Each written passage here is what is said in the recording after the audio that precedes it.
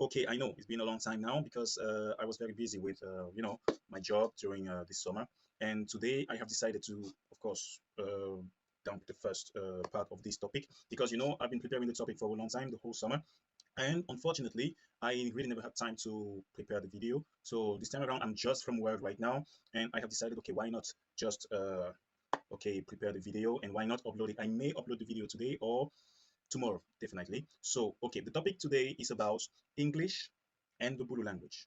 The Bulu language, for those who don't know about it, is the language spoken in Cameroon, precisely in the south region of Cameroon, mainly in the south. Of course, you can have some speakers in the center of Cameroon, but mostly spoken in the southern region of Cameroon. So we are going to talk about the influences, that is, the phonological influences of English language in the Bulu language, because in the Bulu language, the Bulu people use the English words, but in a kind of different way. So we are going to explore this together. How do we pronounce these words? I mean, and why? Of course, try to understand why do we pronounce, for example, why do we say cupboard instead of cupboard?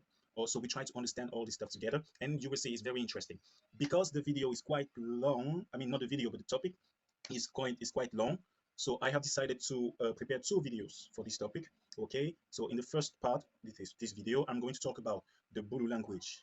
Okay, I will focus on the Bulu language itself. Then in the second video, which I may upload by the end of this week, definitely, I think, yeah. So I will upload by the end of the week the second part of this topic, where we are going to focus on the phonological changes, that is the influences of English in the Bulu language. That is, if you are interested in such topics, please don't let me know. Just let me know in the commentaries. And of course, you can hit the bell, notification bell, subscribe, and click on like. So I see you.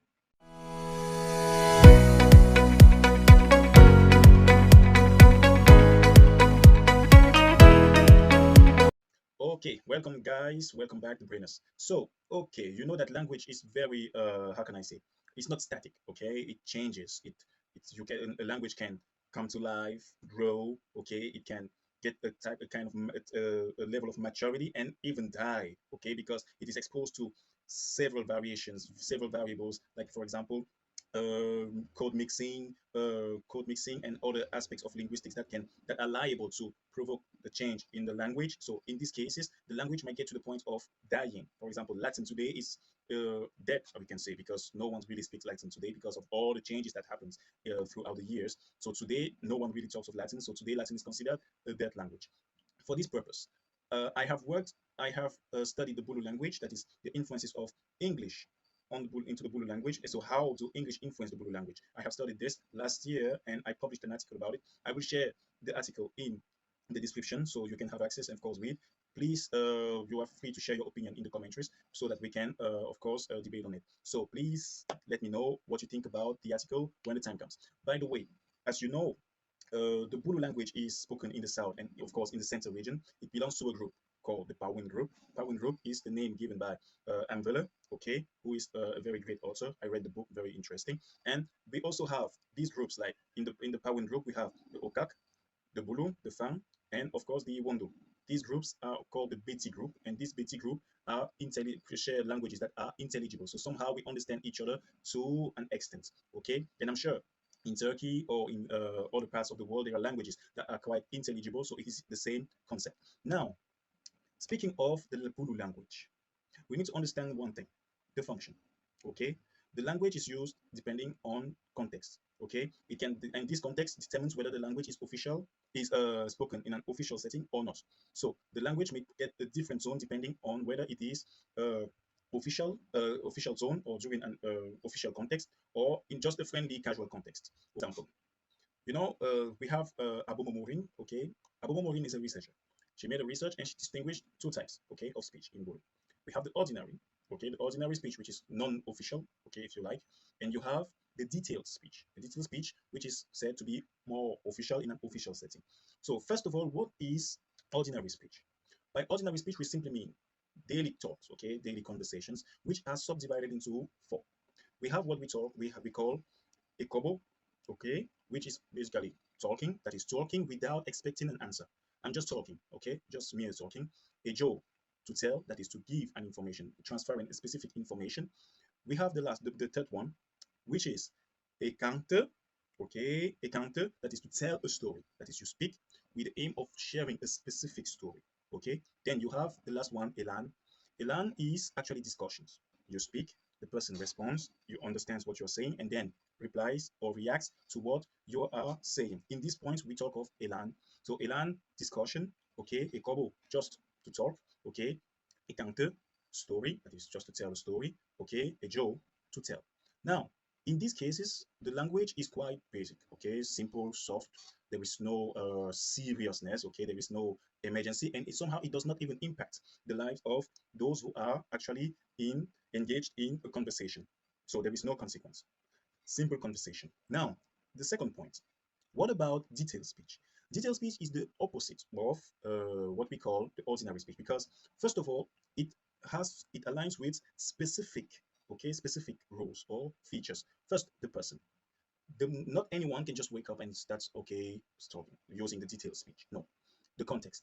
For someone to use the detailed speech, this person needs a specific context, serious context. For example, a wedding, okay, a family meeting, or a burial, any ceremony, okay, that has a consequence. So in this case, there should be another three. The third point is then the consequence, because in this case, there is a conversation, a serious conversation between that person and an audience. So there is a kind of I speak and you listen, okay, and it is somehow done in a very systematic way, okay. It respects a certain chronology.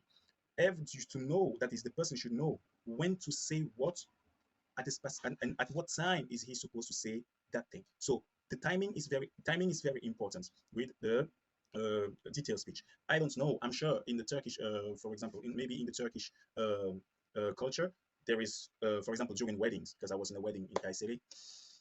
Turkish weddings, so good. So there is a specific moment where an elder, okay, would have to take the floor, say something, okay, and the others are listening. Sometimes this person might say something and the crowd will reply the same way with the same response. That is, there is a connection between the speaker and the audience because of cultural, because of this specific cultural link that connects them. So this is important. In this sense, we talk of the detailed speech, which is known as the official use of the Bulu language.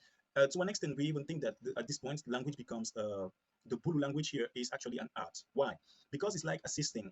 It's like you are watching a theater. Okay, if you'd like, please check in on YouTube. You can search for some marriages in the Bulu community and try to search for the first stage, that is the bride price. Okay, generally at this symbolic connection between the two families, that is the grooms and the bride's family, there is generally a conversation between the elders and the audience. And watch and observe how they use the language, the reaction of the people, and you will see what I'm talking about when I mention the detailed speech in this video.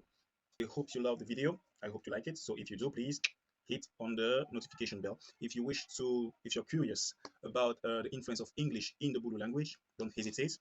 You hit on the like button, and of course you subscribe. Quite good. Okay, it's encouraging. As you know, this is a new channel, so I'm trying to learn. Okay, how to make videos and how to make better contents. Okay, so this will be very encouraging. If you are curious about other topics, don't hesitate to mention them in the commentaries. Of course, I will try my best to provide and do some research about them. Okay, so knowing that we have English in this topic, it's interesting because when we have when English, okay, when the English people were in Cameroon back then in the old days, okay, we had the French and the English regions, okay, and we were under the mandatory of the French and the English, okay, thanks to history, as you know. So you can hit this in Google, okay. I will not get into details about the history of Cameroon. It's gonna be too long here. So you can do some research if you want to know more about English and French in Cameroon. So, but we understand here that some missionaries, okay, English missionaries, were very interested in by the Bulu culture, okay, to the point of learning the language and the culture, to the point of translating the Bible, okay, from the English to Bulu, because yes, we have the Bulu Bible, the Bible in the Bulu. We also have some Gospels, okay, that is English Gospels, okay, that were translated from English to the Bulu. I think we have this. We call it the book Biakanazambe. Okay, so you can also have access to this. I think I have one here somewhere. So sometimes I record it when we go to church with my mom. When we used to go to church with my mom or my grandmother. I think this is how I learned Bulu, actually, reading the language, because it's well written with Bulu, okay, in Bulu, so I could read quite easily, and it's very easy to read Bulu language. You read what you see. It's like the Turkish. It's like Turkish. Yeah, you read what you see. So it's quite good. And yeah, we will get into details, okay, about the phonological aspects of influences, sorry, of English in the Bulu language in details in the next video. So if you are interested by this video, please, you know what to do. You click, you like, okay, you subscribe, you give a commentary. If you are interested by my article about influences of the Bulu of English in the Bulu language, I will drop my article in the description area, and of course you can read and give me. Please don't hesitate to give your feedbacks. Okay, see you.